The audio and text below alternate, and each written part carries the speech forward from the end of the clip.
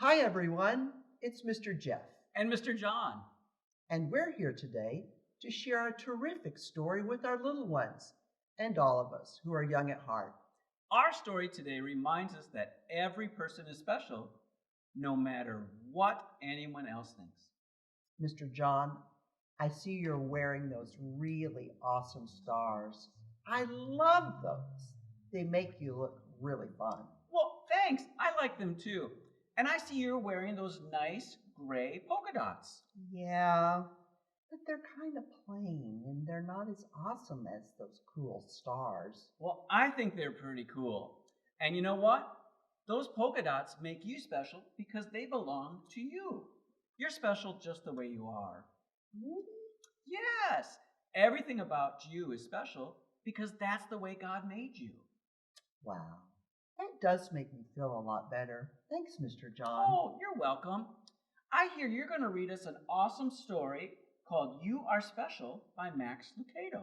That's right. This book tells us all just how special we are. The Wimmicks were small wooden people. All of the wooden people were carved by a woodworker named Eli. His workshop sat on a hill overlooking their village. Each Wemmick was different. Some had big noses, others had large eyes. Some were tall, and others were short. Some wore hats, others wore coats, but all were made by the same carver, and all lived in the village. And all day, every day, the Wimmicks did the same thing. They gave each other stickers. Each Wemmick had a box of golden star stickers and a box of gray dot stickers. Up and down the streets, all over the city, people spent their days sticking stars or dots on one another. The pretty ones, those with smooth wood and fine paint, always got stars. But if the wood was rough or the paint chipped, the Wimmicks gave dots. The talented ones got stars too.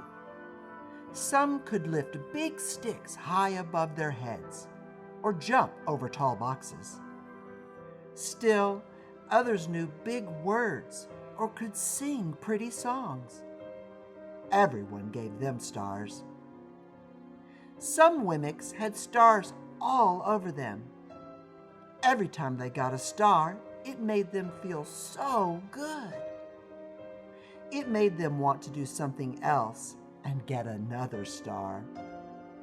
Others, though, could do little. They got dots. Punchinello was one of these. He tried to jump high like the others, but he always fell. And when he fell, the others would gather around and give him dots. Sometimes when he fell, his wood got scratched, so the people would give him more dots. Then, when he would try to explain why he fell, he would say something silly, and the Wimmicks would give him more dots. After a while, he had so many dots that he didn't want to go outside. He was afraid he would do something dumb, such as forget his hat or step in the water, and then people would give him another dot. In fact, he had so many gray dots that some people would come up and give him one for no reason at all. He deserves lots of dots, the wooden people would agree with one another. He's not a good wooden person. After a while, Punchinello believed them. I'm not a good Wemmick, he would say. The few times he went outside, he hung around other Wimmicks who had a lot of dots. He felt better around them. One day, he met a Wemmick who was unlike any he'd ever met. She had no dots or stars. She was just wooden. Her name was Lucia. It wasn't that people didn't try to give her stickers. It's just that the stickers didn't stick. Some of the Wemmicks admired Lucia for having no dots, so they would run up and give her a star. But it would fall off. Others would look down on her for having no stars, so they would give her a dot. But it wouldn't stay either. That's the way I want it to be, thought Punchinello. I don't want anyone's marks. So he asked the stickerless Wemmick how she did it. It's easy, Lucia replied. Every day I go see Eli. Eli? Yes, Eli, the wood carver. I sit in the workshop with him. Why? Why don't you find out for yourself? Go up the hill. He's there. And with that, the Wemmick, who had no stickers, turned and skipped away. But will he want to see me? Punchinello cried out. Lucia didn't hear. So Punchinello went home. He sat near a window and watched the wooden people as they scurried around, giving each other stars and dots. It's not right, he muttered to himself, and he decided to go see Eli. He walked up the narrow path to the top of the hill and stepped into the big shop. His wooden eyes widened at the size of everything. The stool was as tall as he was. He had to stretch on his tiptoes to see the top of the workbench. A hammer was as long as his arm. Punchinello swallowed hard. I'm not staying here, and he turned to leave. Then he heard his name. Punchinello! The voice was deep and strong. Punchinello stopped. Punchinello! How good to see you! Come and let me have a look at you. Punchinello turned slowly and looked at the large, bearded craftsman. You know my name? The little Wemmick asked. Of course I do. I made you.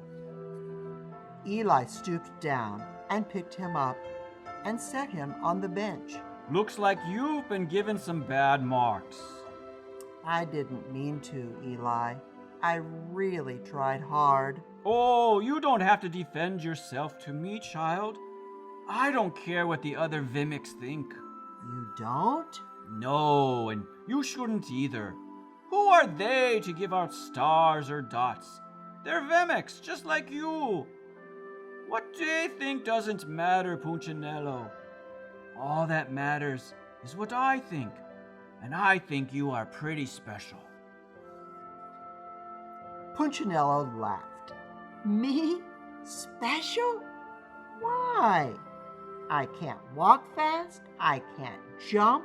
My paint is peeling. Why do I matter to you? Eli looked at Punchinello, put his hands on those small wooden shoulders, and spoke very slowly. Because you're mine. That's why you matter to me. Punchinello had never had anyone look at him like this, much less his maker. He didn't know what to say. Every day, I've been hoping you'd come, Eli explained. I came because I met someone who had no marks, said Punchinello. I know. She told me about you. Why don't the stickers stay on her? Because she has decided that what I think is more important than what they think. The stickers only stick if you let them. What? The stickers only stick if they matter to you. The more you trust my love, the less you care about their stickers. I'm not sure I understand. Eli smiled. Oh, you will, but it will take time. You've got a lot of marks. For now, just come to see me every day, and let me remind you how much I care.